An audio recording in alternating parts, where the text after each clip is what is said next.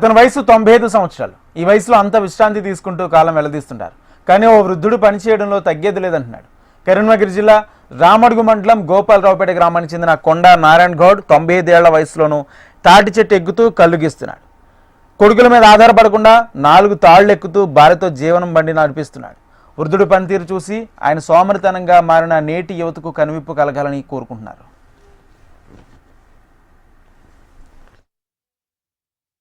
మా ముసలవ్వ మేము కాలం గడుపుకుంటా ఉన్నాం. 2-4 తాళ్ళు ఎక్కుంటా బతుకుతున్నాను. నేను తాళ్ళెక్కి బతుకుతున్నా. ఈ కొడుకులకు ఆధారం లేదు, ఎవరికి ఆధారం లేకున్నా కానీ నేను బతుకుతున్నా.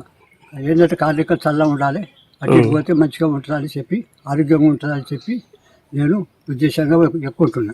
కొండా నారాయణ గౌడ్ గారు తన కుల వృత్తినే దైవంగా భావించి 90 సంవత్సరాల వయసులో కూడా వృత్తిని దైవంగా భావించి ఇప్పటికీ కొడుకుల మీద కానీ ఎవరి మీద ఆధారపడకుండా తనే సొంతంగా తన పనులు తాను చేసుకుంటూ తన భార్యను పోషించుకుంటూ తాళ్ళు ఎక్కుతున్న కొండా నారాయణ గౌడ్ గారికి ప్రత్యేక ధన్యవాదాలు.